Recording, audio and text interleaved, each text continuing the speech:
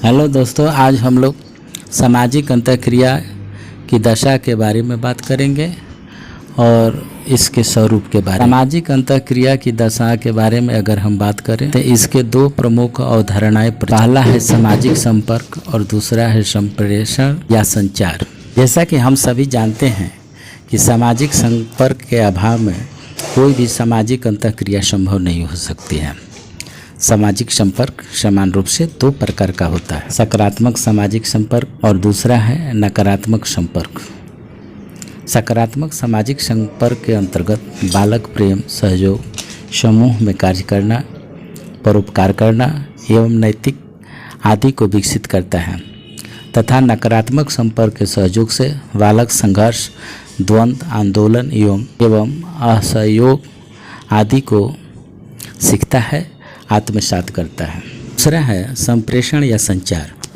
सामाजिक संपर्क की प्रमुख द्वितीय दशा संप्रेषण है। इसके द्वारा बालक में भाषाई विकास के साथ साथ तर्क एवं चिंतन करने की क्षमता का भी विकास होता है।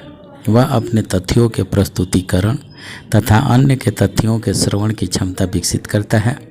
संप्रेषण के माध्यम से ही बालक में विभिन्न अवधारणाओं का विकास संभव हो पाता है। अब हम सामाजिक अंतःक्रिया के स्वरूप के बारे में अगर चर्चा करें तो ये हम सभी जानते हैं कि सामाजिक अंतःक्रिया के बाल विकास में योगदान को कई स्वरूपों में देखा जा सकता है। पहला है सहयोग। सहयोग सामाजिक अंतःक्रिया का प्रमुख स्वरूप है। सहयोग के अभाव में बाल विकास की कल्पना संभव नहीं है। बालक के विकास में परिवार, विद्यालय एवं समाज का सहयोग प्रमुख भूमिका का निर्वहन करता है। क्योंकि बच्चे जो है परिवार में, विद्यालय में और समाज में ही सीखने का कार्य करते हैं, तो उस स्थिति में इन संस्थाओं का सहयोग महत्वपूर्ण हो जाता है। भौतिक एवं चारित्रिक विकास का आधार भी सहयोग को ही माना जाता है। दूसरा है प्रतिस्पर्धा।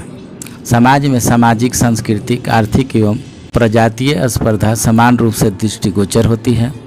बालक इस प्रकार की प्रतिस्पर्धाओं के दर्शन अपने परिवार से ही सीखता है। जैसे पहले कौन सा बालक दूध पीता है, कौन खाना जल्दी खाता है।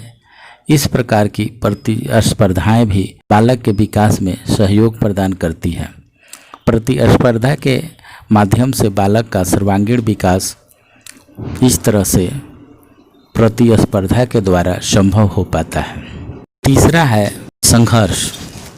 संघर्ष सामाजिक अंतःक्रिया का प्रमुख स्वरूप है, जो वर्तमान समय में पूर्णतः हमें देखने को मिलता है। इसके द्वारा बालक में जागरूकता, एकाग्रता, परिश्रम, संवेगात्मक नियंत्रण का विकास होता है। उदाहरण के लिए बालक से मजबूत प्रतिद्वंदी को देखकर अपने क्रोध पर नियंत्रण करता है तथा उपयुक्त अवसर की खोज में एकाग्रता के साथ लगा रहता है, कब अपने प्रतिद्वंदी को हम परास्त करें। इस प्रकार आप देखेंगे कि संघर्ष सामाजिक अंतःक्रिया का प्रमुख स्वरूप है। चौथा पॉइंट है विरोध। विरोध बालक के मन में उस समय उत्पन्न होती है जब बालक के मन के विरुद्ध कोई क्रिया संपन्न की जाती है। इसका प्रमुख कारण बालक की किसी व्यक्ति की वस्तु के प्रति अवधारणा से विकसित होता है। विरोध के द्वारा भी बालक में सामाजिक एवं राजनीतिक जागरूकता का विकास होता है तथा उसमें उचित एवं अनुचित कार्यों के बारे में निर्णय लेने की क्षमता का विकास होता है। पांचवा है व्यवस्थापन। यह सामाजिक अंतःक्रिया का महत्वपूर्ण एवं उपयोगी स्वरूप माना जाता है। इसके द्वारा बालक विभिन्न प्रकार के सामाजिक परिस्थितियों में अपने आप को समायोजित करने की क्षमता का विकास करते रहता है। समान रूप से विषम परिस्थितियों में अनुकूलन एवं समायोजन क्षमता का बालकों में विकास करने में व्यवस्थापन का प्रमुख सहयोग होता है। छठा है सामाजिक प्रत्यक्षीकरण। सामाजिक प्रत्यक्षीकरण भी बाल विकास में महत्वपूर्ण योगदान देते रहा है। इसके अंतर्गत बालक प्रत्यक्ष रूप से जिन वस्तुओं को देखता है उसके संबंध में उसकी अवधारणा समान रूप से दो तथ्यों से प्रभावित होती है। इस प्रकार हम देखें तो पहला है कि समाज का उस वस्तु के विषय में क्या विचार है, तथा द्वितीय है कि बालक उस वस्तु के संबंध में अपनी खुद के ज्ञान के आधार पर क्या अनुभव करता है। उदाहरण स्वरूप अगर हम देखें तो आग के संदर्भ में सामाजिक विचार धारा यह है कि उसे दूर रहना चाहिए, तथा बालक स्वयं भी यह अनुभव करता है कि उसे छूने पर आग जो है जलाती है। अतः बालक के मन में यह अवधारणा विकसित हुई कि आग से दूर रहना चाहिए।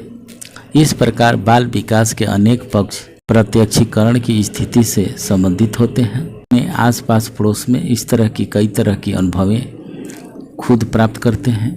उपरोक्त विवेचन से यह स्पष्ट हो जाता है कि सामाजिक अंतःक्रिया एवं सामाजिक प्रत्यक्षीकरण जो है बाल विकास की सबसे महत्वपूर्ण आधारशिला है।